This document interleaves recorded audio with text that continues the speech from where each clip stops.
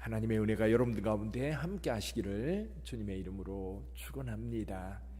자, 오늘 배의 선장이 누굴까라고 하는 겁니다. 오늘 배의 선장이 누굴까? 사도 바울이 가이사랴에 2년 넘게 재판을 끝내고 벌써 석방되어야 되는데 미적하다가 2년이 넘은 상태에서 결국 바울이 황제에게 상소함으로 로마로 압송되는 내용이 오늘 본문의 말씀입니다. 자, 이 가이사랴라고 하는 항구는 헤롯 대왕이 만든 항구예요. 원래 이제 지중해변에 있는 이스라엘 땅은 나일강에서 흘러오는 이 흙들, 모래들 때문에 이 해변이 항상 이 모래로 채워진다고 그래요. 그래서 항구를 만들어 놓으면 몇 해 지나지 않아서 모래가 쌓여가지고 배를 댈 수가 없는 거지요. 그래서 헤롯이 이 남쪽으로 방파제를 만듭니다. 400m 넘게 긴 방파제를 만들어서 그 안쪽으로 배를 대도록 그렇게 만들어 놨어요. 그래서 예수님 시대에는 이 가이사랴 항구가 제법 쓸모가 있었습니다. 근데 지금은 못 쓰죠. 지금은 또 모래가 다 채워져 가지고요. 자, 그런데 여기에 배를 타고 시돈에 들러서 짐을 풀고 거기에 잠깐 머물다가 이제 이 배가 출항해서 갑니다. 아드라무테노라고 하는 곳은 지금 현재 그 터키 에베소라고 하는 곳이 있는데, 에베소라고 하는 곳보다 훨씬 더 위쪽에 있는 작은 항구입니다. 지금도 이제 있는 마을인데요. 거기에 배입니다. 그러니까 가이사랴까지 왔다가 되돌아가는 배였던 것 같아요. 배를 타고 이제 가는데 시돈을 떠나서 항해를 하는데 여기 키프로스 구브로죠. 구브로. 지금은 키프로스라고 말하죠. 구브로 남쪽 해안을 따라서 올라갑니다. 쭉 가서 예전에 1차 사도 바울이 전도여행 갔던 길리기아 밤빌리아 지역까지 가서 계속해서 항해를 하다가 어디까지 가느냐면 무라라고 하는 곳에 가서 배를 갈아탑니다. 무라에서 이제 이탈리아로 가는 그 배가 알렉산드리아 배가 있었습니다. 이 알렉산드리아 배는 원래 알렉산드리아 지역이 그 나일 삼각주 지역에서 곡식이 풍부합니다. 그래서 거기에서 곡식을 싣고 이탈리아까지 가는 거예요. 그 배를 탑니다. 근데 이제 이때가 가을철에서 겨울로 넘어가는 시점이에요. 여기 금식하는 절기라고 되어 있는데, 이게 이제 가을철, 대개는 10월 중순 11월 넘어가기 바로 전 그때거든요. 그러니까 가을에서 겨울로 넘어가는 그 시점입니다. 그럼 이때가 되면 지중해는 이 풍랑들이 많이 일어나가지고 배가 전혀 움직이지 않았다고 그래요. 그러니까 겨울에는 풍랑이 심하니까 배들이 항해를 하지 않는데, 이런 이제 큰 무역을 하는 배들이 그 위험을 무릅쓰고 항해를 하는 경우가 가끔 있었다고 그래요. 이게 그 마지막 시점에 있었던 거예요. 지금 갈까 말까 고민하는 거예요. 가다가 풍랑을 만나면 위험에 처하고, 또 풍랑을 안 만나고 평안하게 베니스까지 가면 그건 이제 좋은 일이고, 그래서 미항은 어디 있느냐면 그레다라고 하는 섬이 길쭉해요. 보통 이제 고구마 같이. 그 이제 키프로스도 길쭉하고, 근데 그레데도 길쭉한데 그레데는 조금은 넓어가지고 길쭉한 상태고, 키프로스는 뾰족한 상태로 길쭉한데, 이 그레데라고 하는 섬이 이 지중해 중에서 굉장히 큰 섬에 속합니다. 이 배가 살모네에서 좀 더 가가지고 중간에 미항이 있어요. 미항에 들러서 짐을 풀고 출발을 하려고 하는데 이제 위험에 처하게 될 것 같은 거예요. 그래서 바울이 만류합니다. 그래서 9절에 보면 바울이 그들을 권하여 이번에 항해는 하물과 배뿐만 아니라 우리의 생명에도 많은 손해를 끼치게 될 거다. 그러니 출발하지 마라. 근데 미항이라고 하는 도시는 조그만 항구예요. 아름다운 항구. 근데 이 미항에서 276명이나 되는 이 뱃사람들이 한 3개월 정도는 지내야 됩니다. 겨울이 지나야 되는 거예요. 그러니까 내년 한 3월쯤 돼야 출항을 할 수 있는데, 그때까지 276명이 머물기에 너무 협소한 거예요. 그러니까 숙소도 먹을 것도 여러 가지가 불편한 상황. 그래서 이 섬 서쪽 끝에 있는 베닉스라고 하는 큰 도시가 있는데, 항구 도시가 있는데, 한쪽은 서나물, 한쪽은 서북을. 그러니까 아마 이게 모래톱 같은 반도가 이렇게 나와 있고, 남쪽에도 항구가 있고 북쪽에도 항구가 있는 그런 도시였던 것 같아요. 그러니까 거기까지 항해해서 가자, 이렇게 이제 합의를 봤는데 바울은 이번 출발하지 마라, 여기서 머물자, 불편하더라도 여기 있자, 왜냐하면 위험에 처할 것이다. 근데 이제 이 율리오가, 백부장 율리오가 이 항해에 대한 굉장히 중요한 결정권을 가지고 있었던 것 같아요.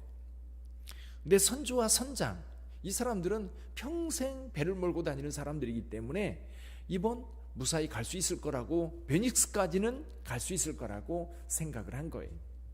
그렇게 먼 거리가 아니니까요. 근데 이제 다스 돌리고 출발을 하는데 남풍이 순하게 불어서 출발할 때 득이한 것처럼 느껴졌어요. 출발을 했습니다. 근데 해안을 따라, 해안을 바짝 붙여서 가는 거예요. 조심조심. 왜냐하면 이 해안에 바위라든지 이런 암초들이 있을 수 있으니까 조심해서 해안을 끼고 이제 가는데, 이제 겨울이라 보니까 이 유라굴라라고 하는 광풍이 이 섬 쪽에서부터 불어오기 시작하는 거예요.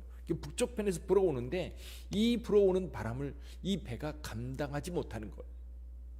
지금 수에즈 운하가 난리 났잖아요. 수에즈 운하가 그 대만 선적이라고 그래요. 대만 배, 이 길이가 400m 되는 배인데, 여러분 그 수에즈 운하가 넓지 않아요. 200m 조금 넘는 넓이에요. 그럼 이렇게 200m니까 이렇게 건너서 보니까 이렇게 이야기할 수 있는 거리입니다.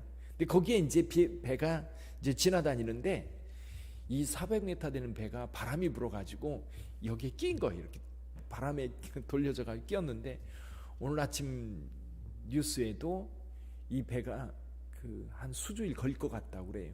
지금 현재 이 운하를 통과하기 위해서 대기하고 있는 배만 180척이 넘는다고 그래요. 그 배가 다 통과하려면 엄청나게 시간이 걸릴 텐데, 여기 이 큰 배가 이제 바람이 불어서 요동치는데 어떻게 할 수가 없는 거예요. 그러니까 선원들이 여러 가지 방법을 행합니다. 여기 보니까 처음에는 줄을 끌어올리고 줄을 가지고 선체를 둘러감고 스르디스에 걸릴까 두려워하여 연장을 내리고 그냥 쫓겨가더니, 처음에는 하물을 버립니다. 곡식을 버리다가 나중에는 이 선원들이 배의 도구까지 버립니다. 그러면 생명을 버린다는 거죠. 이제 배를 포기한다는 뜻이 되는 거예요. 그대로 그 어둠 속에 며칠을 보내요? 14일을 보냅니다. 이게 풍랑 속에 고스란히 갇혀서 이 풍랑과 함께 지중해를 완전히 떠다니는 것. 그러다가 바울이 일어나서 다시 말합니다. 그러면서 여기 그 21절에서 그런 얘기를 해요. 내 말 듣고 출발 안 했더라면 좋았을 것을, 그러나 걱정하지 마라. 내가 섬기는 하나님께서 어젯밤에 나에게 말씀하셨다. 배와 하물은 손해를 입을지라도 여러분의 생명은 보존되니까 걱정하지 마라. 여러분 죽을 줄 알았는데 생명이 보존된다고 하니까 그제서야 좀 사람들이 생기가 나서, 내일 우리가 다음 주에 읽어야 될 말씀에서는 떡을 먹으면서 준비를 하는 내용이 나옵니다. 여기 하나님의 말씀을 전하면서 이렇게 얘기합니다. 24절부터 한번 읽어볼까요? 24절부터 바울아 두려워하지 말라. 내가 가이사 앞에 서야 하겠고 또 하나님께서 너와 함께 항해하는 자를 다 내게 주셨다 하셨으니 그러므로 여러분이 안심하라. 나는 내게 말씀하신 그대로 되리라고 하나님을 믿노라. 할렐루야. 주인이 바뀌었어요. 율리오나 선장과 선주가 아니라 누구예요? 바울입니다. 이제부터는 바울이 지시하는 대로 움직입니다. 이제는 바울이 지시하는 대로 움직여가는 거예요. 바울은 죄수입니다. 항해 경험도 물론 여행 경험이 오래도록 있었기 때문에 물론 여행에 대해서 어느 정도 식견을 가지고 있었을 거예요. 그러나 배를 운영하는 데 있어서는 바울은 선장이나 선주보다 앞서지 못했을 거예요. 경험으로는 할 수 없습니다. 그러나 사도 바울이 하나님의 말씀을 듣고 그 말씀 가지고 서 있을 때에 졸지에 바울이 이 배를 이끄는 선장이 되는 거예요. 그래서 나중에 배가 걸렸을 때, 또 선원들이 도망치려 할 때, 그리고 배가 깨어져 갈 때, 그럴 때 모두 누구 지시를 따라 움직여요? 바울의 지시를 따라 움직여요. 졸지에 바울이 선장이 되어 있는 거죠. 저는 그런 생각을 해봐요. 오늘날도 교회가 사회적으로 여러 가지 이런저런 이야기를 듣고 있는 것처럼 보이지만 실제로 나라를 살리고 가정을 살리고 사회를 살리는 것은 교회인 줄 믿습니다. 왜 그런 줄 아세요? 영이 살아있기 때문에 그래요. 하나님과의 교통하고 하나님의 인도하심이 있거든요. 세상은 그걸 몰라요. 세상은 탐욕을 따라 욕심을 따라 움직입니다. 예를 들면 이번에 서울시장 선거를 하는데도 그들의 공약이라든지 그들이 하는 행태들을 가만히 보세요.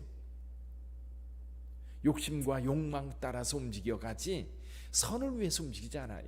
공약들 많이 이렇게 내세우는데 물론 돼서 공약을 실천하기도 하겠지만 결국 그 공약들은 자기가 시장에 당선되기 위한 방편이지 실제로 자기가 어떤 권세가 있어 권력이 있어서 뭔가를 할 수 있는 힘이 있다는 것을 보여주고 또 선한 일을 하려고도 하겠지만 오히려 훨씬 더 많은 탐욕들이 앞섭니다.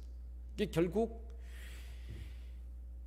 하나님의 교회, 주님의 몸된 교회와 성도들이 깊은 기도를 통해서 이 나라가 하나님의 선하신 인도하심 따라 움직여지기를 구할 때에 이 나라, 이 사회, 여기 이 알렉산드리아 배처럼 바울의 인도하심 따라서 생명의 길로 가는 것처럼 이 사회도 그렇게 되는 줄 믿습니다.